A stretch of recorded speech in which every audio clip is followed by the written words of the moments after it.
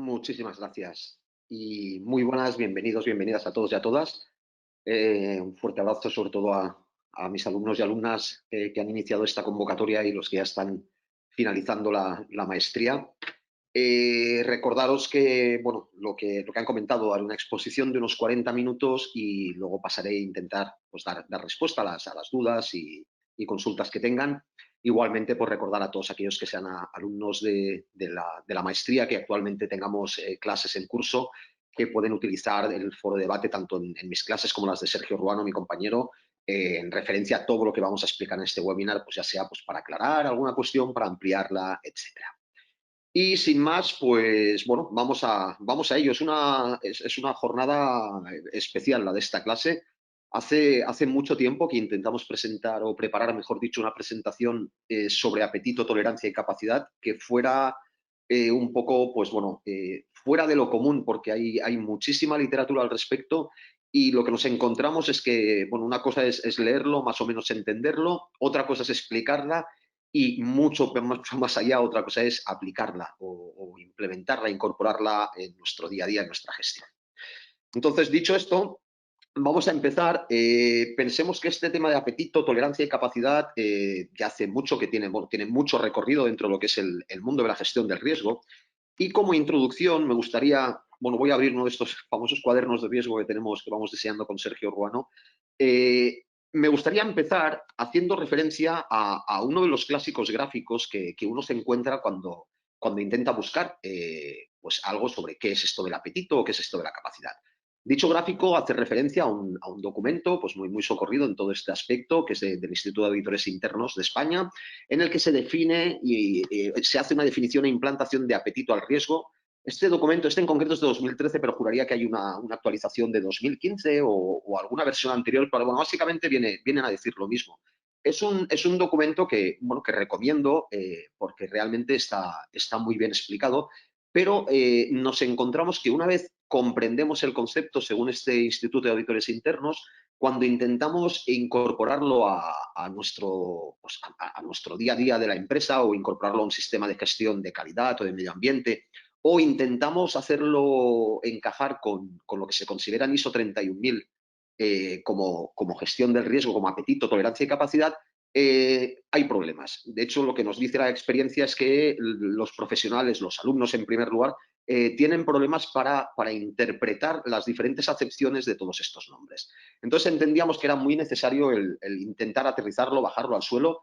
Yo la acepción que voy a considerar hoy de todas estas definiciones, tolerancia, apetito, son todas las que vienen incluidas en la serie ISO 31000, ya sea 31000 2018 como principios y directrices, ya sea 31010 como técnicas y herramientas, etcétera. Pero me gustaría empezar eso, con esta primera gráfica para que vean de dónde venimos, ¿no? Y qué es lo que, como decían, en junio de 2015 es el último de los documentos, se llama Caso práctico sobre apetito al riesgo, de la Fábrica de Pensamiento, del Instituto de Auditores Internos de España y de MAFRE. Y la verdad es que como he dicho, está muy bien explicado. Cuando uno intenta entender los ejemplos se comprende muy bien, pero cuando intentamos bajarlo a un plano más práctico, pues nos encontramos problemas. Nos encontramos problemas del tipo de el apetito se define como aquello con lo que nos sentimos cómodos. Ahora pondré el ejemplo también que se pone en este caso práctico. La tolerancia es aquello que está por encima de nuestro apetito, pero que de alguna manera no compromete nuestro objetivo. Y lo que está por encima de esa tolerancia, aunque no llega a alcanzar nuestra capacidad máxima de riesgo, es aquello que nos hace sentir incómodos porque puede llegar a comprometer de forma seria y real nuestro objetivo. Por debajo de este concepto de apetito está lo que la organización puede asumir como riesgo de más para optimizar el rendimiento. Viendo esta gráfica y leyendo el documento, pues uno más o menos se acaba haciendo una idea. Hay un ejemplo al respecto que la verdad es que también funciona mucho para explicar estos tres conceptos que son, pues bueno, el típico vehículo en el que definimos capacidad como la velocidad máxima que puede alcanzar el vehículo. Es decir, la capacidad es aquello bueno, que nos pone el tope físico a nuestras posibilidades. Definimos, por otro lado, lo que es la tolerancia a aquel límite impuesto por una regulación o por nosotros mismos, a partir del cual, de alguna manera, estaríamos comprometiendo nuestro objetivo. Se supone, y esto es uno de los primeros problemas que la gente cuando intenta abordar el concepto de apetito y tolerancia con este documento se encuentran, se supone que bajo un contexto de estricto cumplimiento normativo, todo aquello que implique pues transgredir la regulación o la legislación estará fuera de nuestra tolerancia. Pero luego veremos, como vamos a ir viendo y desarrollando en la clase, que no siempre es así. Es decir, nuestra tolerancia puede ir más allá de lo regulado. Esto parece algo extraño, pero lo veremos. Pero quedémonos de entrada con esta definición. La capacidad es lo máximo, la máxima velocidad a la que puede ir el vehículo. La tolerancia es aquello que a partir de lo cual nos podemos llegar a comprometer de forma seria nuestro objetivo. Y el apetito sería aquella velocidad a la que nosotros vamos cómodos, de alguna manera aquella velocidad que nos permite alcanzar nuestro objetivo sin asumir riesgos, valga la expresión en este caso. Entonces, visto este ejemplo, decir, bueno, pues me parece bien. Yo puedo ser una persona con un mayor apetito al riesgo y conducir a 119 kilómetros hora. O puedo estar conduciendo por encima de mi tolerancia y estar conduciendo a 130. Lo que no podré hacer nunca es conducir por encima de mi capacidad, que son 260, 270 kilómetros hora. ¿De acuerdo? Estas definiciones de apetito, tolerancia y capacidad, expuestas así en este documento y con estos ejemplos, como he comentado antes, pues cuando se leen y se hacen como de forma textual o novelesca, pues uno las entiende bien y realmente dice, pues mira, me cuadra todo, tiene sentido, pero insisto, cuando nos enfrentamos a ISO 31000 y cuando intentamos incorporar estos conceptos en un sistema de gestión, pues hay muchas dudas, o como mínimo esto es lo que hemos ido viendo durante estos años de docencia y de consultoría en diferentes empresas. Entonces, la idea de esta presentación de hoy, y es la primera vez que la vamos a presentar, es intentar dar respuesta a todas estas dudas y a todos estos cuestionamientos que se plantean cuando uno intenta aterrizar estos conceptos. Dicho esto, vamos a empezar. Para poder llegar a entender qué es esto del apetito al riesgo, es necesario antes tener claros algunos conceptos que también comento que por experiencia o como mínimo en el ámbito más docente, bueno, en el ámbito docente seguro, pero en el ámbito de gestión, de consultoría, nos damos cuenta, no están bien asentados estos conceptos. En primer lugar, vamos a hablar de la percepción del riesgo. Voy a intentar ir poco a poco, son muchos conceptos, pero bueno, tenemos la ventaja de que como esto va a estar grabado, lo van a poder ver todas las veces que quieran, tomar las anotaciones que consideren e ir reflexionando al respecto. Percepción del riesgo es un punto de vista de una parte interesada sobre un riesgo. Es la percepción, mejor dicho, la percepción del riesgo refleja las necesidades, las cuestiones, los conocimientos, las opiniones y los valores de la parte interesada. Y es la forma en la que una parte ve un riesgo. La percepción es cómo vemos el riesgo. Luego pondré ejemplos de todo ello y la graduación de cada uno de estos conceptos. Pero quedémonos de entrada que la percepción es un punto de vista. Contra este concepto de percepción de riesgo hay otro concepto que es la actitud ante el riesgo. La actitud ante el riesgo hace referencia al enfoque de una organización para apreciar un riesgo y eventualmente buscarlo, retenerlo, tomarlo o rechazarlo. Como hemos dicho, la percepción es un punto de vista, es como veo yo las cosas. La actitud es un enfoque. Y aquí lo escribo de esta manera, podemos entenderlo como el grado de esfuerzo que estamos dispuestos a realizar para comprender la naturaleza de la incertidumbre asociada a los procesos. Esto que parece tan complejo al final tampoco es tanto. La idea es la siguiente. La percepción es cómo estoy viendo yo los riesgos y depende de la información de la que dispongo y depende de mis necesidades, de lo que yo conozco, de mi experiencia, de lo que tengo. La actitud es el enfoque que yo quiero darle, es decir, el esfuerzo que yo estoy dispuesto a realizar para intentar gestionar y en la medida de lo posible reducir la incertidumbre que todo objetivo lleva asociada. Entonces, de entrada quedémonos con que la percepción del riesgo es un punto de vista, la actitud ante el riesgo es un enfoque que podemos de alguna manera traducir como un grado de esfuerzo. Sigamos con algunas definiciones más que es necesario entender antes de llegar al concepto de apetito. Nivel de riesgo. El nivel de riesgo es la magnitud de un riesgo o combinación de riesgos expresado en términos normalmente de combinación de consecuencias y probabilidad. La idea de nivel de riesgo es el poder asignar un valor, una etiqueta a un riesgo para luego decidir qué hacer con él. El nivel de riesgo, digamos que es la nota que le damos al riesgo, que puede ser una combinación de probabilidad y consecuencias expresada como un valor. Por ejemplo, probabilidad 3 multiplicado por consecuencias 4, el nivel de riesgo es 12. O puede ser que yo haga una matriz de datos cualitativos, de etiquetas cualitativas, lingüísticas, como probabilidad alta por consecuencias altas, nivel de riesgo alto o muy alto. Cada uno, luego para cada combinación de probabilidad y consecuencia con etiqueta lingüística puede llegar a crear una nueva etiqueta. Es decir, el nivel de riesgo es, bueno, la nota o la etiqueta que yo le pongo a un riesgo para decidir qué hacer con él. Los criterios de riesgo son los términos de referencia respecto a los que vamos a evaluar la importancia de un riesgo. Es decir, así como el nivel de riesgo me da un valor, un 12, un 14 o una etiqueta muy alto, el criterio de riesgo me da puntos de corte. Me dice todo lo que supere un 10 debería abordarse de tal forma. Todo lo que esté por debajo de un 5 debería abordarse de tal otra. ¿Se entiende bien la diferencia? Nivel de riesgo es una magnitud. Criterio es un término de referencia. Es algo que yo voy a utilizar para comparar este nivel de riesgo y decidir qué hacer con él. Normalmente estos criterios se basan en los objetivos, en el contexto, los podemos obtener de normas, de leyes, de políticas, de otros requisitos. Veremos ejemplos, insisto, más adelante. Podemos entenderlo, como ponemos aquí, como las reglas que consideramos para decidir la importancia de un riesgo. Son reglas. Esto me permite medirlo, esto me permite decir con ese valor que has obtenido, ¿qué tienes que hacer? Pues bueno, cuando sea mayor de, cuando esté entre tanto y tanto, cuando sea menor de, etc. Me gustaría volver a repasar, no quiero que nos dejemos aquí nada. Percepción es el punto de vista. Cada uno ve los riesgos en base a su formación, su experiencia, su conocimiento, ¿vale? Es un punto de vista, nada más, es cómo lo percibo. La actitud es un enfoque, es el esfuerzo que yo estoy dispuesto a asumir para reducir la incertidumbre asociada a ese riesgo, tal cual lo estoy percibiendo. Es decir, nosotros podemos tener diferentes percepciones del riesgo, por ejemplo, estando en lo alto de un acantilado, en el que cada uno, pues, por su forma de ser, por cómo vaya equipado, por cómo esté protegido, pues puede estar viendo el riesgo de una forma o de otra. ¿De acuerdo? Dependiendo de si uno es más miedoso, más valiente, más temerario, pues lo estará percibiendo de una u otra forma. La actitud ante el riesgo es lo que nosotros estamos dispuestos a hacer para evitar esa situación, digamos, incierta. Es decir, aquel que esté, pues bueno, dispuesto a cogerse a una barandilla, al árbol más cercano, o aquel que simplemente se acerque sin mirar o sin ver si es posible tropezar o no tropezar. Son diferentes percepciones, diferentes actitudes. O ante la misma percepción del riesgo podemos tener también diferentes actitudes.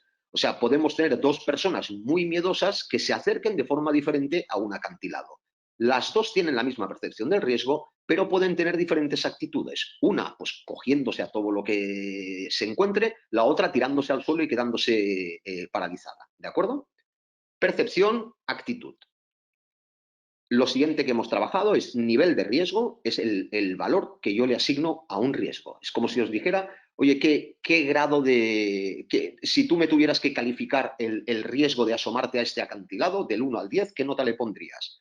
Cada uno, según su, vuelvo a repetir, según su percepción y su actitud, va a determinar cómo estimar este nivel de riesgo y le va a asignar a ese nivel de riesgo un valor cuantitativo, cualitativo, como prefiera. Y en base a ese nivel de riesgo, comparándolo con sus criterios, va a tomar la decisión de realizar determinadas acciones, determinadas otras, o simplemente no hacer nada. Esos son lo que entendemos como criterios de riesgo. Espero que se vayan entendiendo, insisto, van a ser muchas definiciones, pero al final todo acaba cuadrando. El nivel es una magnitud, el criterio un término de referencia. Estas cuatro definiciones vamos ahora a intentar exponerlas en forma de rangos. Como decía, la percepción del riesgo es un enfoque. La percepción del riesgo es la forma de... Perdón, sí, es una forma de ver las cosas. La percepción del riesgo puede ir desde una percepción puramente intuitiva a una percepción puramente analítica. La actitud, que es un esfuerzo, es lo que yo estoy dispuesto a hacer para poder enfrentarme al riesgo, va desde el mínimo esfuerzo, que es la actitud puramente reactiva, es decir, bueno, cuando venga algo, pues ya veré lo que hago, a el esfuerzo máximo, que es la actitud más proactiva posible. Entonces, yo puedo tener una percepción muy analítica, buscando mucha información, con una actitud, teniendo mucha información, perdón, con una actitud además muy proactiva, es decir, buscando todavía mayor exactitud en la información de la que dispongo. Como comprenderéis, la parte más temeraria es aquella que tiene una percepción del riesgo puramente intuitiva, es decir, nunca se ha enfrentado, por ejemplo, a un peligro determinado, no tiene información al respecto, su percepción es, bueno, pues me da lo mismo miedo que no me da miedo, es puramente intuitivo, es decir, lo primero que le venga va a ser como lo perciba. Y encima, si lo que tiene es una actitud puramente reactiva, pues lo que tenemos es alguien en un riesgo claro pues de sufrir daños o de estar sometido a las consecuencias del evento. Por contra, una percepción muy analítica, con mucha información, mucha experiencia, que además se acompaña de una actitud muy proactiva, es decir, que busca reducir al máximo la incertidumbre asociada a dicho evento, digamos que es un perfil de riesgo, pues bueno, muy protegido. ¿De acuerdo? Estamos hablando de que la percepción y la actitud se pueden mover en estos rangos y el nivel de riesgo se mueve en un rango tan sencillo como decir, bueno, desde muy bajo a muy alto. Podemos cuantificarlo en escalas de 0 a 1000, de 0 a 100, de 0 a 10, de 2, 4, 6, 8 o de etiquetas muy bajo, bajo, medio, alto, muy alto o lo que queramos, vamos. Simplemente es una forma de medir y de poner una etiqueta. Son magnitudes con las unidades que queramos. Y finalmente, los criterios de riesgo. Normalmente los criterios son los que determinan cuándo algo va a ser asumible o cuándo algo puede llegar a ser intolerable. Y luego vamos a ver ejemplos concretos y vamos a entrar en el concepto de tolerancia. Pero realmente, como he dicho al principio, los criterios de riesgo son los términos de referencia que me ayudan a decidir qué debo hacer con un riesgo que ha sido etiquetado con determinada etiqueta o con determinado valor. Por lo tanto, la percepción es un enfoque, la actitud es una forma de ver, más que un enfoque es una forma de ver. Esta palabra lo he estado antes, me he quedado como encallado porque enfoque viene dentro de lo que es el concepto de actitud. Mejor cambiar este enfoque por punto de vista. La percepción es el punto de vista con la que se ve, es un punto de vista puramente intuitivo o analítico. La actitud es el enfoque, el esfuerzo que yo le quiero dar a ese riesgo. Si le quiero dar un enfoque puramente reactivo, es decir, no esforzarme lo más mínimo o ser muy proactivo, el nivel de riesgo es la magnitud y el criterio es el término de referencia. Seguimos. Otro gran concepto que aparece en todo esto del mundo del riesgo. Fijaros que hasta ahora hemos visto 4 cosas: percepción, actitud, nivel, criterio. Y algo que se pasa, pero totalmente por encima cuando se habla de gestión de riesgos o de teoría del riesgo, y tiene muchísima más importancia, como veréis luego, de lo que a simple vista puede parecer. No son simples definiciones. La matriz de riesgo es una herramienta que permite clasificar y visualizar los riesgos mediante la definición de categorías de consecuencias y de probabilidad. Al ubicar un riesgo en esta matriz, que viene a ser un mapa de calor, al final una matriz con diferentes colores es un mapa de calor, ¿de acuerdo? No tiene más secreto. Al situar lo que decía un riesgo en una de estas coordenadas, lo que obtenemos es el nivel de ese riesgo, pero además ajustado al criterio. ¿Por qué digo un nivel ajustado al criterio? Imaginaros que yo pongo un riesgo aquí, donde estoy ahora con el cursor, en esta celda que tiene pues, probabilidad muy alta, consecuencias bajas. Estoy asignándole una etiqueta, que es la etiqueta este naranja rosado, ¿de acuerdo? Ese naranja rosado es el nivel de riesgo que yo le estoy asignando a ese riesgo en concreto, al número que tenga, al nombre que tenga. Y será la etiqueta naranja rosado. O la etiqueta muy alto barra bajo. ¿De acuerdo? Fijaros que ahora estoy definiendo un nivel de riesgo como un color o como una etiqueta. O puede ser también, imaginaros que el muy alto es un 5 y que el bajo es un 2. Pues imaginaros que le pongo aquí un 10. 5 por 2, 10. El 10, el naranja rosado o el muy alto barra bajo es lo mismo, es un nivel de riesgo, es una magnitud que yo le he dado con diferentes unidades. Pero al tener diferentes colores, también puedo asociar cada color a un criterio. Es decir, todo aquello que esté en un color rosado anaranjado se actuará de determinada forma, todo lo que esté en un color amarillo se actuará de tal otra, todo lo que esté en una naranja fuerte se actuará de otra. El criterio es lo que me dice qué tengo que hacer con cada color. Por eso digo que al ubicar un riesgo en una matriz de riesgos de este tipo, como un mapa de calor, obtenemos un nivel ajustado a un criterio de riesgo. ¿Cuál es el problema? Que para poder ubicar los riesgos en un mismo mapa de calor es necesario Y esto es uno de los grandísimos errores que encontramos cuando examinamos o nos hacen revisar mapas de riesgos.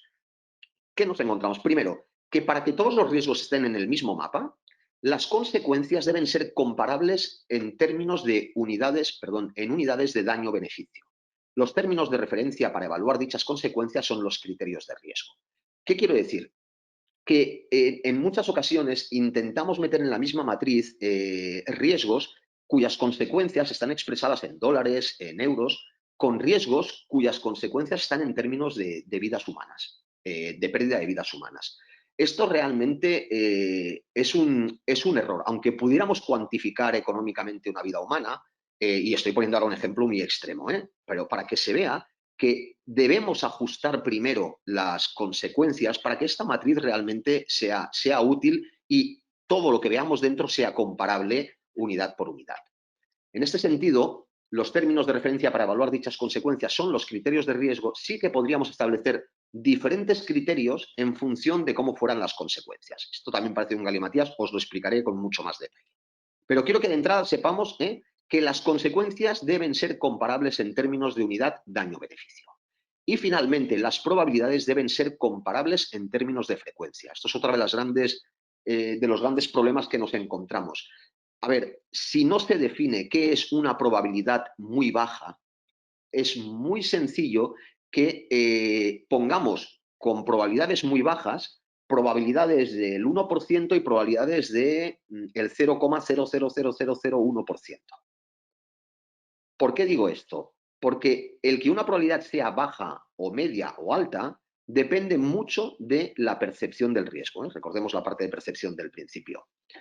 Por ejemplo, tener una pieza defectuosa en una máquina que fabrica 100.000 piezas al día, pues tener una defectuosa al día es una frecuencia muy baja. Ahora, en una fábrica con 50 trabajadores, tener un muerto al día es una frecuencia muy alta. Imaginemos que es igual, que no son 50 trabajadores, vamos a poner los mismos términos, que con las piezas 100.000 trabajadores, un muerto al día, sigue siendo una frecuencia altísima. ¿Se entiende lo que estoy diciendo? Es decir, la frecuencia, aunque nos parezca que estamos hablando en términos de probabilidad, de casos favorables entre casos posibles, y que al final todos son porcentajes, cuidado, porque nos puede llevar o nos puede inducir a error lo que acabo de decir, que las frecuencias también las estamos comparando, aunque no queramos, con las probabilidades, perdón, las frecuencias, las estamos comparando también con las consecuencias. Para nosotros, mentalmente, algo que tiene unas consecuencias catastróficas, con que pase una sola vez, ya está teniendo una probabilidad a la semana, ya está teniendo una probabilidad muy alta. ¿Me entendéis? Por lo tanto, es muy, muy, muy necesario que lo que son las escalas de probabilidad y de consecuencia antes de realizar la matriz estén muy bien ajustadas y se determine qué probabilidades voy a utilizar en función de qué tipo de consecuencias voy a estar macheando, voy a estar tratando. Entonces, lo que digo, si yo voy a estar trabajando eventos cuyas consecuencias las voy a expresar en términos de vidas humanas, pues voy a utilizar unos rangos de frecuencia diferentes que si lo que estoy trabajando es en consecuencias en términos de clientes descontentos. Estamos hablando de que al final, insisto, son frecuencias, son porcentajes, pero un 1% de muertes es un porcentaje muy elevado. Un 1% de clientes satisfechos e insatisfechos, pues no tiene la misma consecuencia. Entonces, cuidado con esto, que parece algo muy, muy básico y que todo el mundo, pues esto es normal. Pues cuidado porque cuando se hacen las matrices lo vemos muy a menudo, no se tiene en cuenta y luego salen muchos resultados incoherentes. Ahora sí, vamos a lo que es el concepto ya de apetito, tolerancia y capacidad. El apetito al riesgo es la cantidad y tipo de riesgo que una organización está preparada para buscar o retener. Estas definiciones son de ISO 31000 y de la Guía 73 del 2009 sobre gestión del riesgo del Comité ISO. Nosotros vemos el apetito como, imaginaros que cuando una organización, una persona se fija un objetivo, al final fijarse un objetivo no es más que emprender un viaje hacia una expectativa. Y cuando emprendemos un viaje, pues llevamos con nosotros una maleta. He puesto aquí, como puede ser una mochila, y en esa mochila, en esa maleta, llevamos recursos que necesitamos para poder llegar al final de ese viaje, pero también llevamos riesgos con nosotros. ¿Por qué? porque si no queremos asumir ningún riesgo, no saldríamos de casa, no emprenderíamos nunca el viaje. Para yo poder emprender un viaje tengo que salir de casa. Para salir de casa tengo que pasar por debajo de la puerta y al pasar por debajo de la puerta me puede caer algo. Entonces, ya salgo asumiendo un riesgo. La idea es que todo lo que me vaya a llevar en mi mochila, en mi maleta, va a ser lo que va a componer el concepto de apetito al riesgo, lo que me llevo o lo que estoy dispuesto a llevarme para alcanzar mi objetivo. La tolerancia al riesgo es la disponibilidad, según define la norma, es la disponibilidad de una organización o de las partes interesadas para soportar el riesgo después del tratamiento que se le ha dado con objeto de conseguir el objetivo. Aquí, y esto lo dice también la norma, la tolerancia puede estar influenciada por requisitos legales o reglamentarios. No os preocupéis porque lo veremos todo ahora en el caso práctico para entendernos. Y la aversión al riesgo es la actitud de rechazar un riesgo.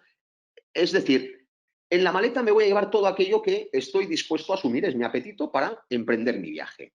La tolerancia al riesgo es aquello que no puedo poner en la maleta, pues o porque no me lo permiten las normas o porque no me permiten las leyes. Imaginemos que voy a viajar en avión, pues no puedo llevar aerosoles o no puedo llevar o no puedo entrar en el aeropuerto determinadas botellas con tal cantidad de líquido. Por lo tanto, el apetito es lo que yo llevo en la maleta, es lo que ha entrado. La tolerancia es lo que se me deja llevar, para que nos entendamos, que se me deja llevar por normativa externa o por criterios internos. Y la aversión al riesgo es aquello que yo no quiero llevar.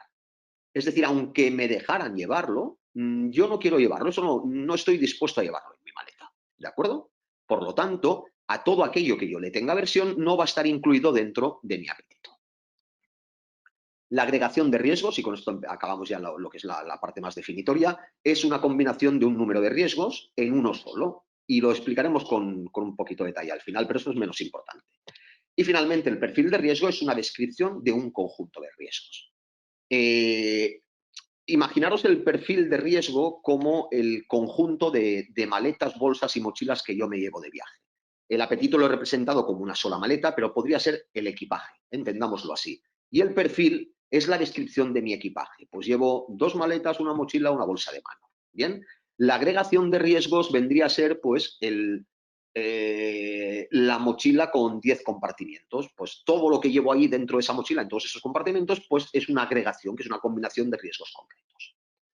Ahora, lo que vamos a ver es, fijaros que hemos pasado de la maleta al perfil. La maleta, el apetito es lo que yo me llevo, lo que está dentro, y el perfil realmente es la descripción de mi equipaje. Y aquí es donde viene un poco el kit del asunto. Cómo desde una organización, a partir de un mapa de riesgos, ¿de acuerdo? En el que yo he determinado para cada riesgo cuál es su nivel y en el que tengo que tener unos criterios, decido al final qué es lo que me llevo o no me llevo de viaje. Pues vamos a ver.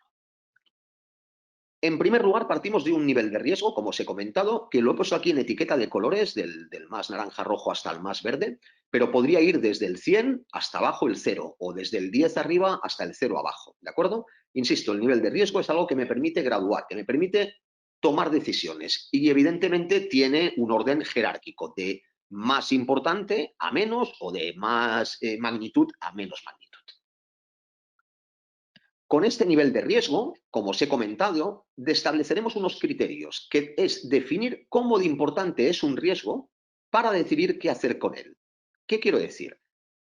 Mi criterio de riesgo es el que va a decir que dependiendo del color que tengo, ¿qué debería hacer? Por ejemplo, yo puedo tener como criterio que todo lo que sea rojo es obligatorio que elimine la fuente. O, por ejemplo, todo lo que esté por encima de este rosado o de este naranja de aquí es necesario transferirlo en su totalidad.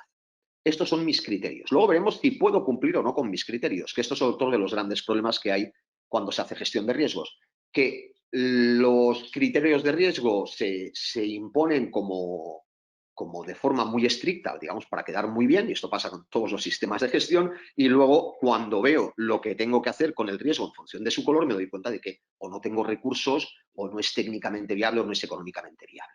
Pero de entrada, yo al principio lo que hago al fijar mis criterios es decidir, dependiendo del color, qué tipo de tratamiento le quiero dar al riesgo.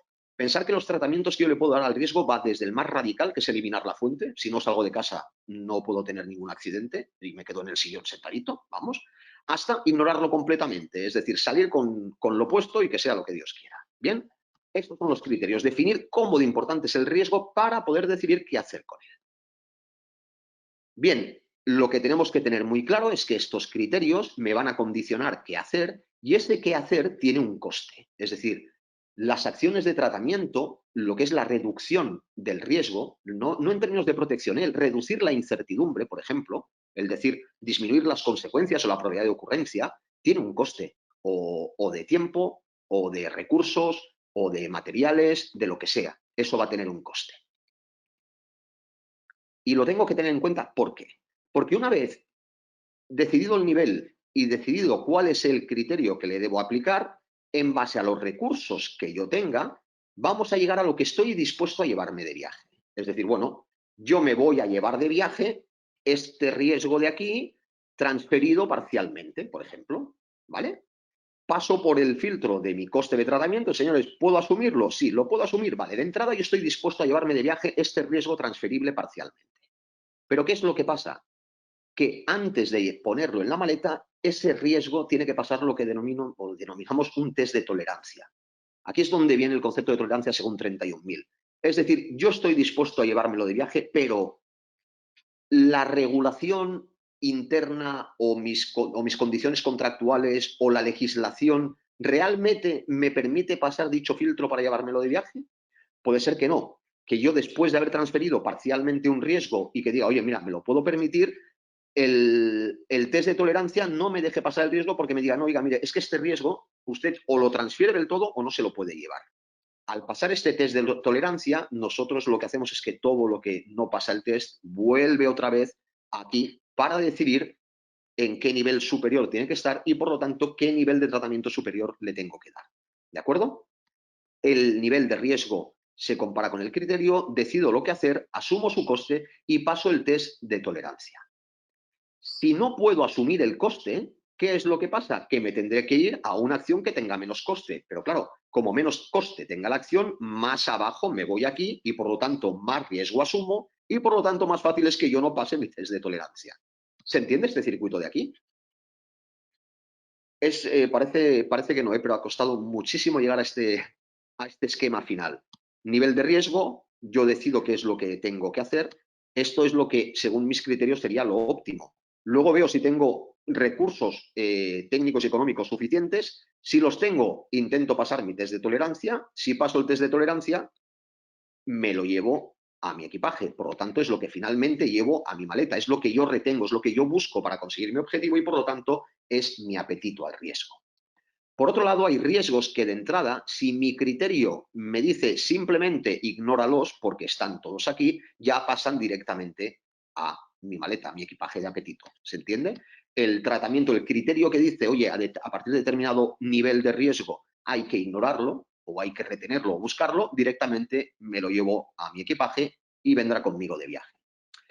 Este esquema nos permite ver muy claramente cómo el riesgo, entendido como el efecto de la incertidumbre en los objetivos, bien gestionado realmente, no es más que hacer todo esto de aquí, es analizar, asignarle un valor, ser coherente con mis criterios. Una vez yo soy coherente con mis criterios, ver si realmente esos criterios eran coherentes, y perdonadme la redundancia, pero ver si eran coherentes porque llegará un momento en que los recursos son limitados. ¿Sí? Yo no puedo eliminar todas las fuentes de riesgo.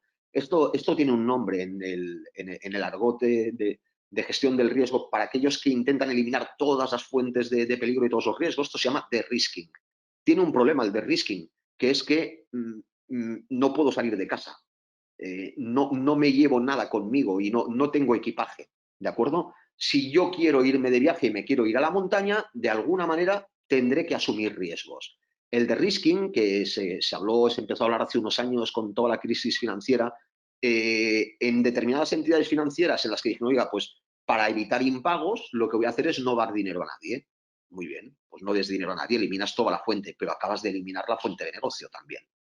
Entonces, si yo no asumo ningún riesgo, no hay negocio. Si no hay negocio, no hay beneficio. Por lo tanto, el objetivo es inalcanzable. Siempre debemos asumir parte del riesgo.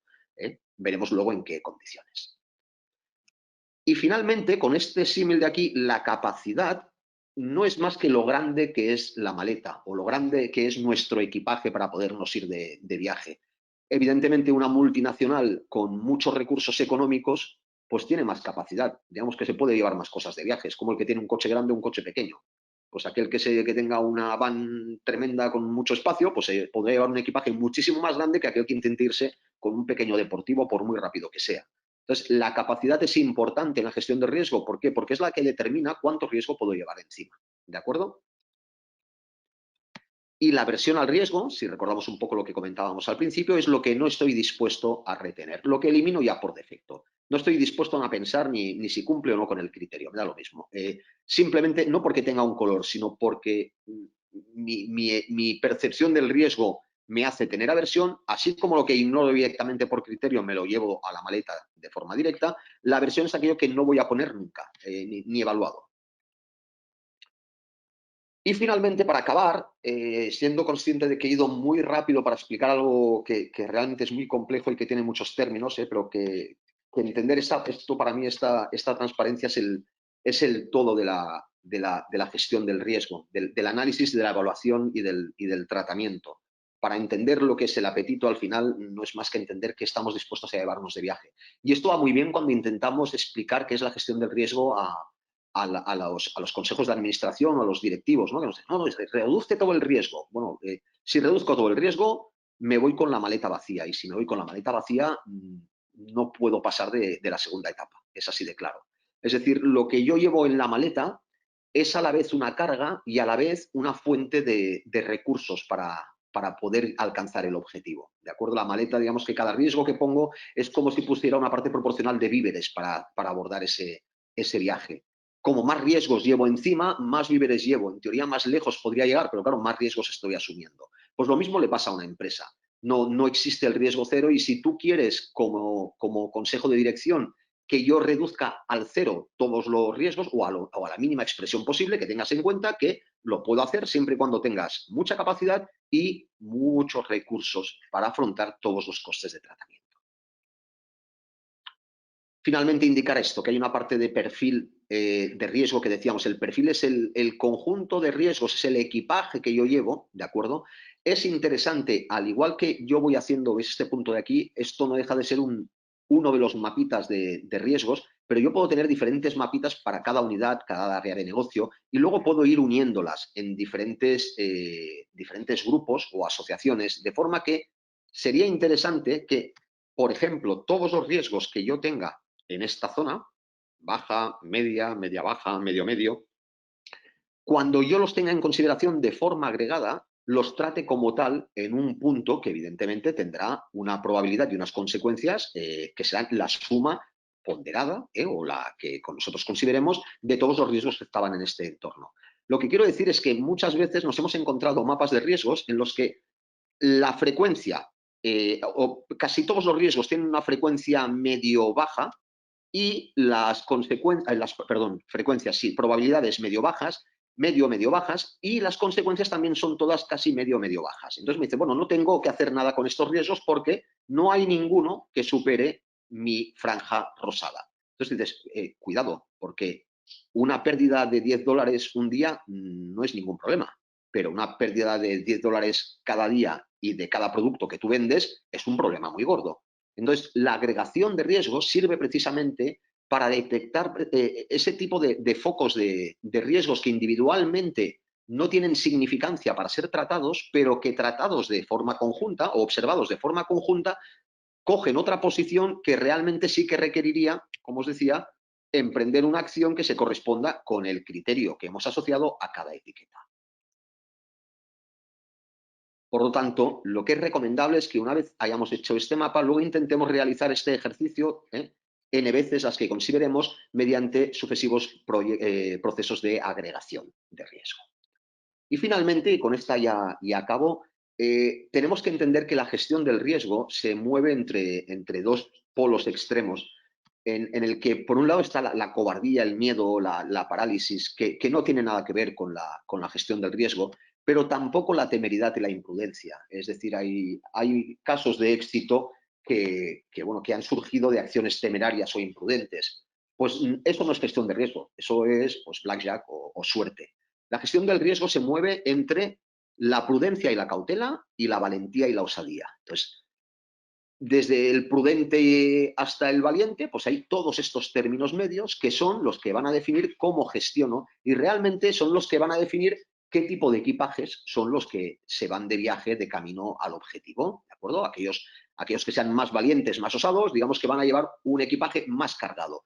Pero al llevar un equipaje más cargado, como decía, proporcionalmente llevan más recursos, más víveres y por lo tanto pues tienen una una mayor, una mayor probabilidad, ya no de éxito, sino de que las cosas salgan mejor incluso de lo esperado.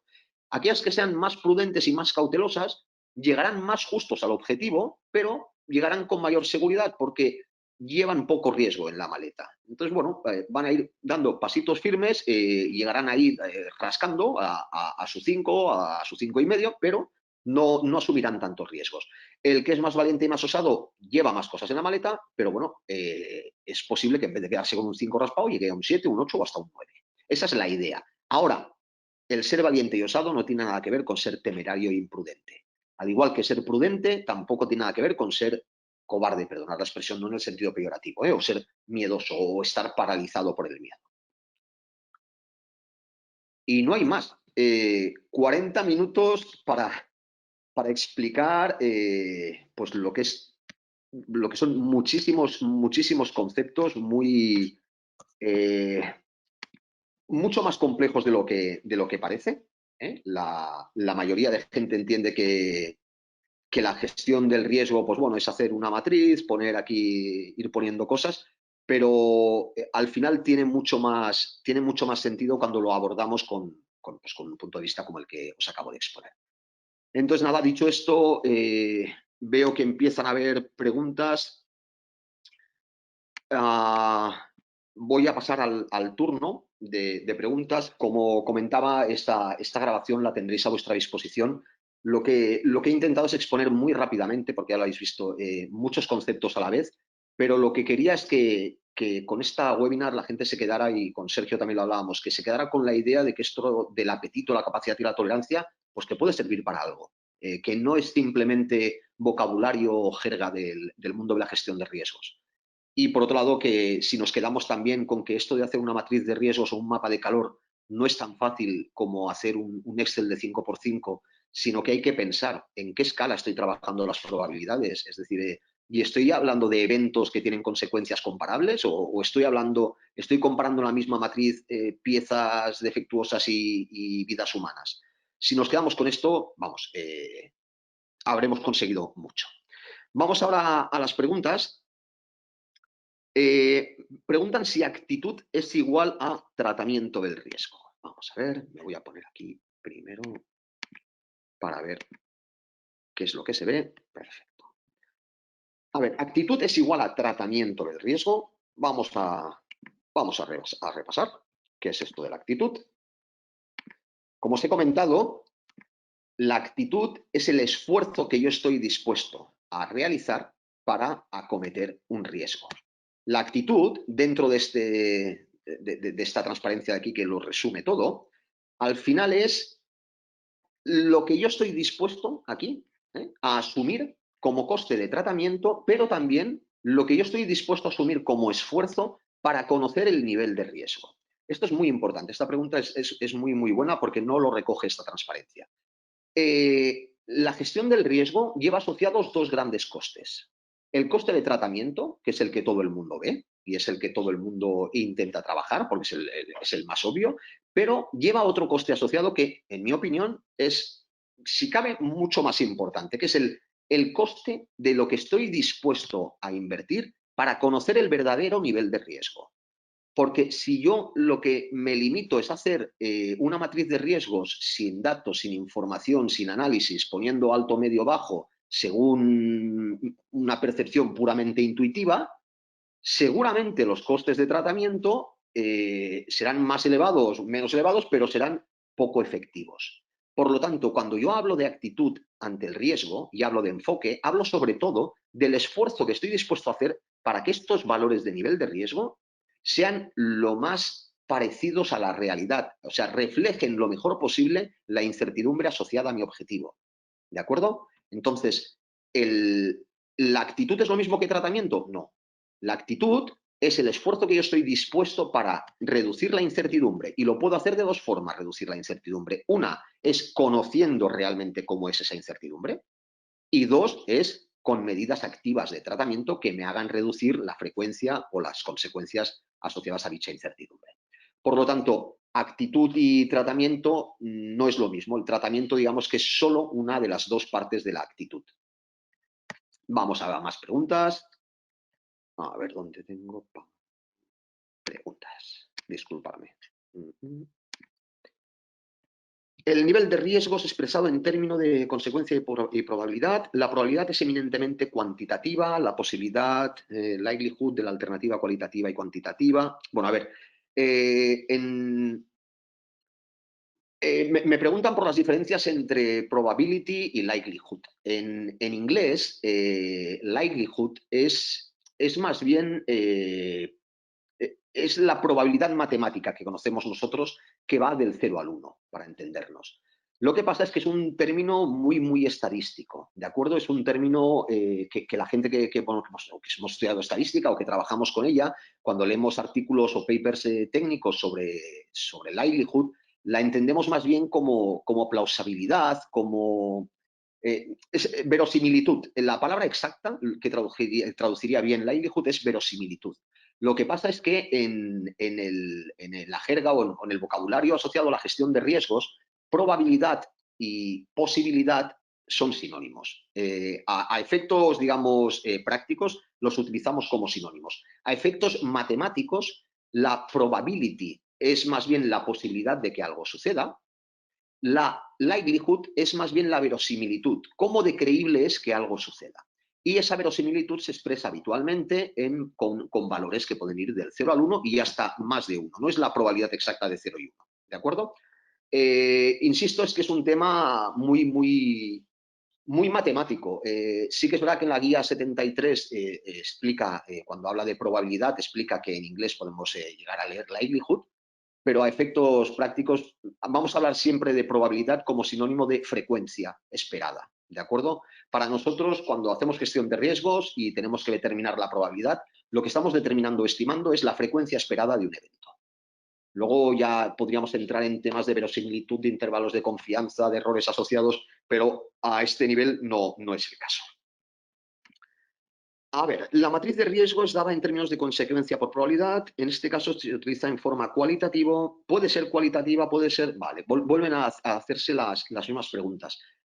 Insisto, la probabilidad puede ser expresada en términos cuantitativos o cualitativos. ¿Cuándo la expreso en términos cuantitativos? Y esto, digamos que sería fruto de otra clase. Una probabilidad se expresa de forma cuantitativa cuando yo puedo, o cuando dicha probabilidad va asociada a lo que denominamos un experimento aleatorio. ¿Qué es un experimento aleatorio?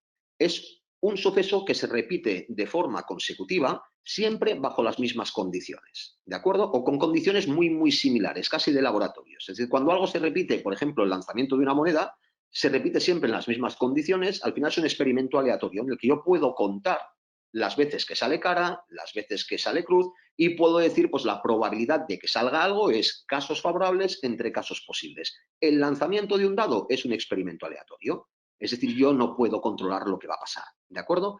Este tipo de probabilidades basadas en frecuencias de eventos tipo suceso aleatorio son las que se expresan de forma cuantitativa.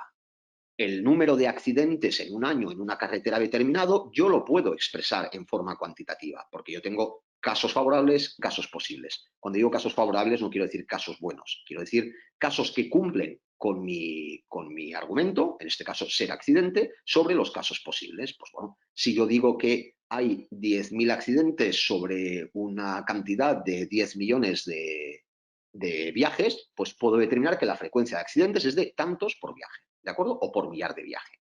Otra cosa es enfrentarnos a probabilidades o a frecuencias esperadas de eventos que no son cuantificables en forma de frecuencia. Podríamos decir, por ejemplo, la probabilidad de que yo tenga, pues, un evento o que pase algo en mi empresa que me cause un coste reputacional. Realmente, como yo no tengo un histórico lo suficientemente grande como para hacer una relación de casos favorables entre casos posibles, yo este tipo de probabilidades las tengo que aproximar con otro tipo de técnicas, ya sean cualitativas, ya sean de estadística bayesiana, ya sean prácticamente subjetivas, como sea, pero no puedo utilizar el conteo. ¿Por qué? Porque no tengo suficientes casos posibles como para poder determinar esa frecuencia. Entonces, probabilidad cuantitativa solo cuando yo tengo un histórico muy grande, o esta es mi recomendación, ¿eh? Cuando tengo un histórico muy grande en un entorno muy estable, o sea, o en algo que digo, bueno, esto es más o menos se da siempre en las mismas condiciones. La probabilidad subjetiva, y es el probability, que se traduce en inglés, no likelihood, el probability, ese lo utilizaré cuando no tenga históricos o cuando no tenga históricos lo suficientemente grandes como para poder determinar una frecuencia. Más cositas. La percepción del riesgo en la matriz, ¿cómo podemos valorarla? Bien, vamos a cortar esto de aquí. La percepción. Ay, perdón. Quería ir a la matriz de riesgos. La percepción es cómo estoy viendo yo el riesgo. Dejémoslo aquí. El cómo estoy viendo yo el riesgo, ¿de acuerdo? Depende de la información que yo tenga. Imaginemos que pues yo soy una persona que me tengo que enfrentar a un evento futuro del que no tengo ninguna información, ¿de acuerdo? Que es algo que no ha sucedido nunca. Y me piden que haga una gestión de ese riesgo. Pues, oye, Sergio, pues mira, quiero que te enfrentes a la posibilidad de un apagón mundial de Internet. Actualmente mi percepción es no tengo ni idea de cómo me podría afectar, de cuánto duraría, de qué coste podría llegar a suponer, de cómo actuarían el resto de empresas, de cómo se comportaría el mercado. Como no tengo ni idea, los niveles de riesgo que yo puedo llegar a calcular son el rojo y el verde oscuro. Todos los demás niveles para mí no existen, porque mi percepción es puramente intuitiva. O sea, puede ser cualquiera de los colores de aquí. Entonces, si yo tengo que de alguna manera evaluar, pues escogeré o este o este. No tengo ninguna información de entrada, no tengo ninguna información por mi percepción del riesgo que me lleve a determinar que el rojo puede tener esta graduación y el verde puede tener esta. Dicho esto, que esto es aplicable también a la matriz, porque la matriz no es más que construir mediante niveles de colores. Dicho esto, yo lo que puedo hacer es tener una mayor actitud ante el riesgo. ¿Qué quiere decir? Hacer un esfuerzo por pasar de una percepción puramente intuitiva a una percepción más basada en información veraz. Entonces yo podría investigar qué ha pasado en casos en los que se ha cortado Internet, no hace falta a nivel global, pero en determinados países y cómo han sufrido las empresas, qué tipo de impactos han tenido. A medida que yo voy teniendo una mejor actitud ante el riesgo, es decir, yo estoy dispuesto a saber más sobre ese riesgo, esta escala de colores que antes solo era verde oscuro y rojo oscuro o naranja oscuro, empieza a difuminarse y a crear, entre el blanco y el negro, empiezan a aparecer grises. Como mayor sea mi escala, más posibilidades de acción tengo y mejor o más efectiva puede llegar a ser mi acción de tratamiento del riesgo. ¿Cómo manejar si no se tiene presupuesto para los costes indicados? Pregunta Amanda. La gestión respectiva del riesgo se dice que se acepta por causal de falta de presupuesto o es una justificación de la aceptación del riesgo. Muy bien. Cuando no tenemos presupuesto, lo que estamos diciendo es que da lo mismo el criterio, ¿de acuerdo? Y lo que sí que tengo muy claro es qué es lo que me llevo en la maleta y lo que me llevo en el equipaje. ¿Eso quiere decir que lo estoy haciendo mal? No. Eso quiere decir que estoy gestionando el riesgo lo mejor que mis recursos me permiten. Entonces, ¿eso quiere decir asumir el riesgo? Por supuesto. Quiere decir meterlo en la maleta. Todo lo que no tenga un coste de tratamiento y que por tanto lo ignore o que su tratamiento esté por debajo de mis expectativas según mis criterios, es algo que yo estoy asumiendo. Y es lo que se llama buscar o retener. ¿De acuerdo? El buscar o el retener es aquello de decir, mira, yo no estoy dispuesto a asumir costes de tratamiento, pues bueno, lo pongo dentro de la maleta. ¿Cuál es el problema? El problema es intentar meter en la maleta más de lo que cabe. Y esto le pasa a muchas empresas. Es decir, cuando yo intento meter en la maleta más equipaje, es decir, más riesgos de los que caben en esa maleta por su capacidad, lo que hago es comprometer de forma cierta la consecución del objetivo. Es decir, lo que estoy haciendo es salir de casa sabiendo que no voy a llegar a la montaña. Imaginaos que mi objetivo es irme de vacaciones a la montaña y quiero meterme en la maleta todo lo que tengo en mi casa y sé que no cabe. Pues bueno, estoy diciendo que cuando llegue abajo a la puerta, pues me caeré al suelo y ya no avanzaré, ya no pasaré de allí. Y esto le pasa a muchas empresas. Es decir, no, es que no quiero hacer ningún coste, pues no pasa nada. Mientras te quepa en tu maleta, no hay problema. Te costará más llegar al objetivo. Ahora, si intentas superar tu capacidad, lo más seguro es que no se cumpla el objetivo. Y al final, lo que persigue la gestión del riesgo es reducir la incertidumbre asociada a los objetivos. ¿Para qué? Pues para lograrlos en mayor grado y en mayor número.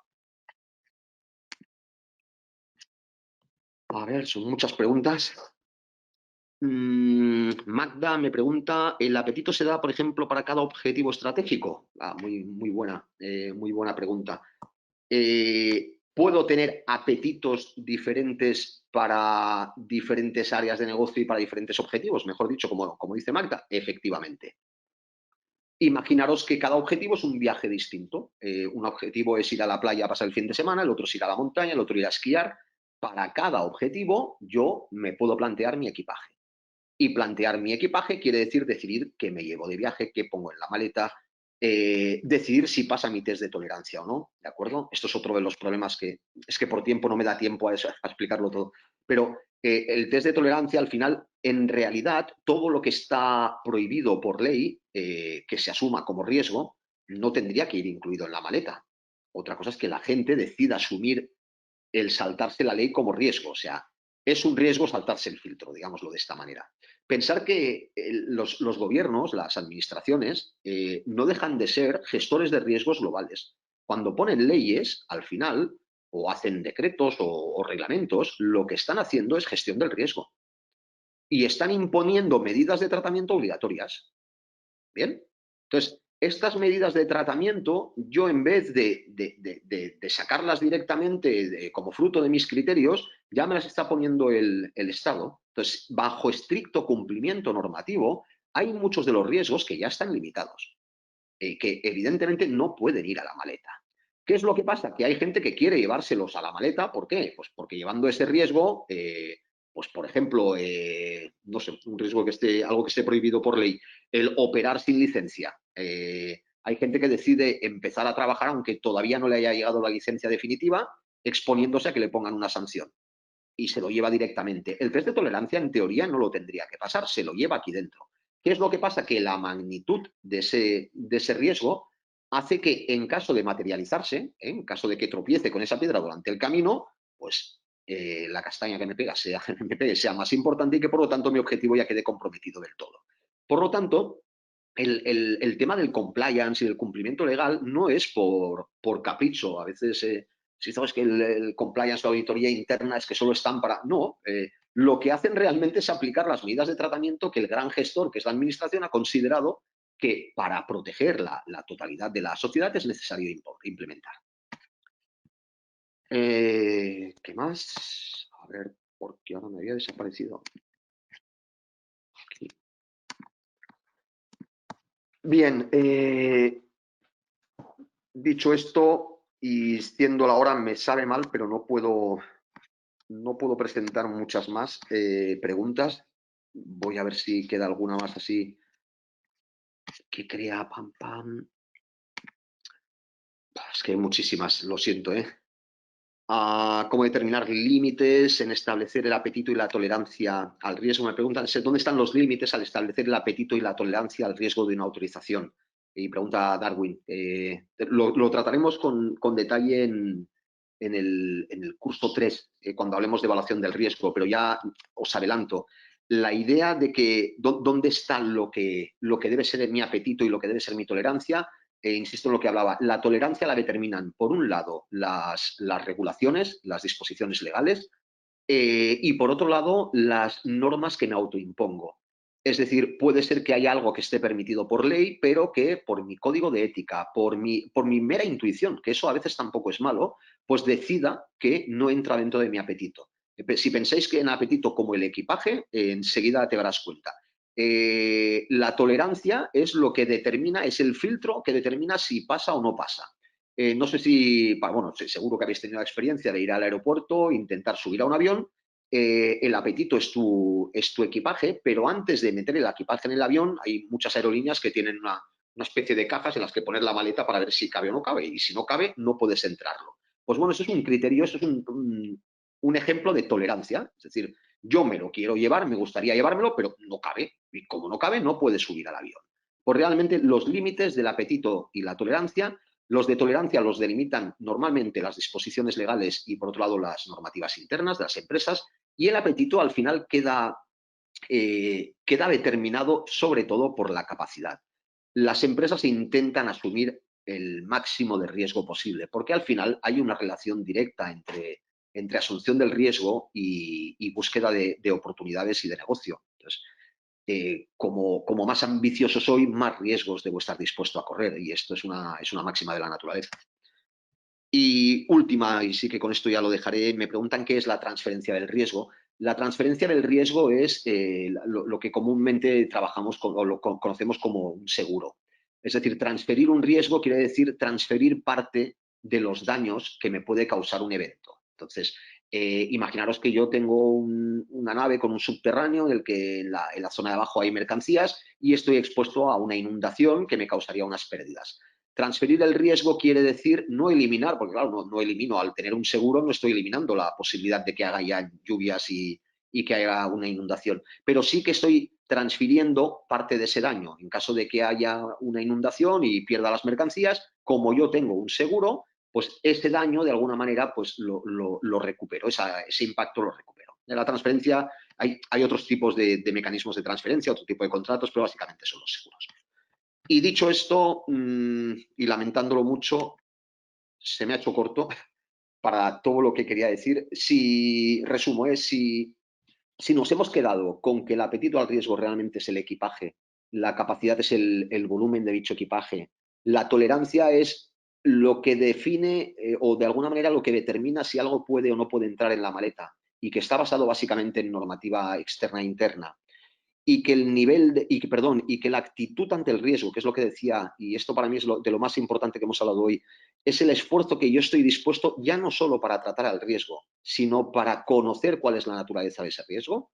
Si nos hemos quedado con esto y con que las matrices de riesgo, cuidado con mezclar escalas, hemos hecho un grandísimo avance. Y sobre todo, el que se haya visto que apetito, tolerancia, capacidad, enfoque, actitud, pues que tienen una utilidad, más allá de ser definiciones que a veces las estudiamos y decimos, bueno, muy bien, me las sé, más o menos entiendo de qué va, pero lo que queríamos que se viera con este cuaderno es que realmente tiene una utilidad y que nos puede ayudar muchísimo a gestionar todo esto. Y nada más, el resto o para todos los participantes que sois alumnos, ya, como he dicho antes, o míos o de Sergio Ruano, que sepáis que todo lo que nos haya podido contestar hoy aquí, porque es que ya no puedo con la cantidad de respuestas, de preguntas que hay, que sepáis que nos podéis hacer las consultas en los foros de dudas de esta clase, que estamos en activo, de la que viene, que hay caso práctico, y del curso 3 de evaluación de riesgos, que también nos volveremos a encontrar. ¿De acuerdo? Pues nada, un placer para todos. Espero que paséis unas buenas fiestas y nos vemos al regreso. Hasta luego.